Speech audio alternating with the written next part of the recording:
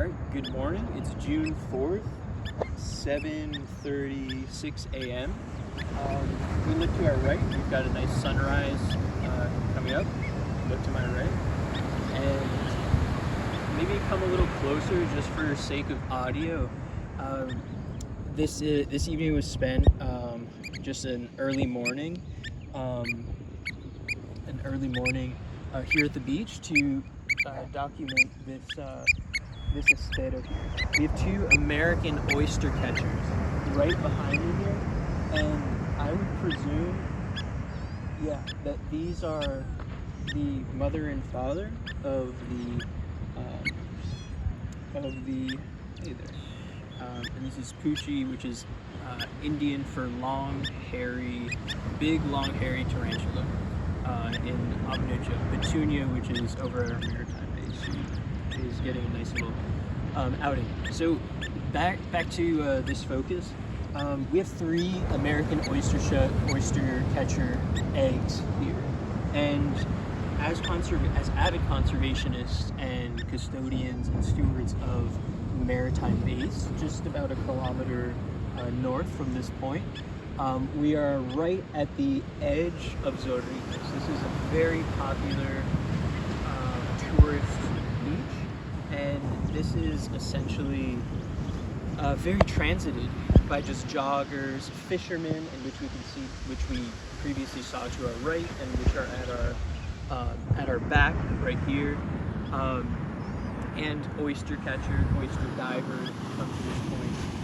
So if we spin back around this way, we see 3 American oystercatcher eggs, which by locals are considered a delicacy. They boil them, eat them, and they would look at this as breakfast, right? And that's highly unfortunate because these are native species. This is their native habitat. This is the typical way in which American oystercatchers lay their eggs.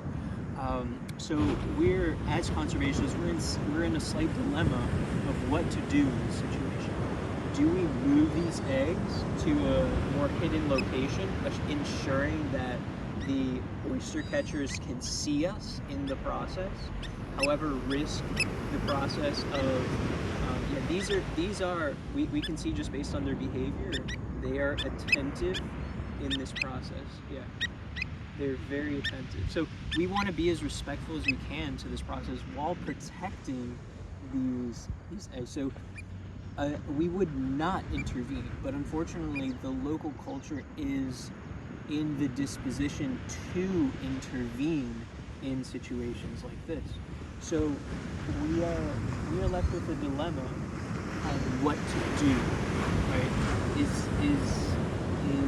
moving these eggs into perhaps that bush right over in that corner the more formidable option, right?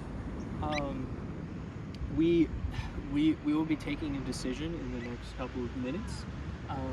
If we look to our right, these are fishermen that transit this area frequently. So all it would take is for them to see it and just pick these things up. So one option is to try to hatch them, and at the maritime base, and then release them back into the wild. Look, if we look to my left, we have another fisherman in this area. So this is a heavily transited area.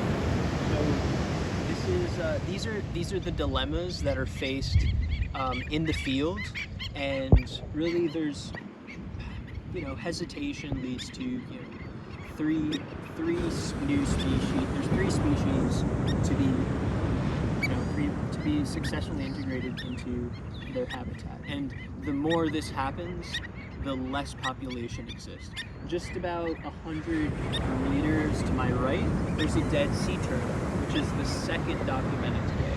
So we're noting a decrease in local populations. So this is something that is of concern, and it needs to be at the forefront of science today.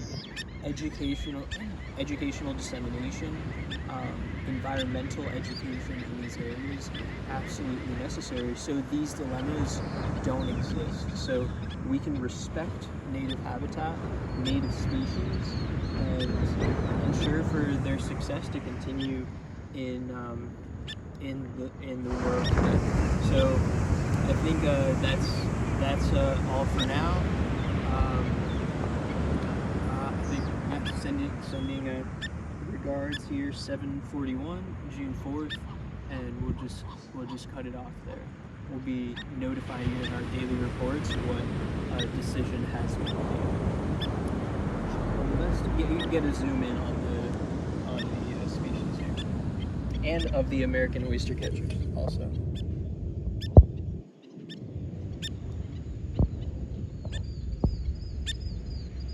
Yeah, they're just floating about.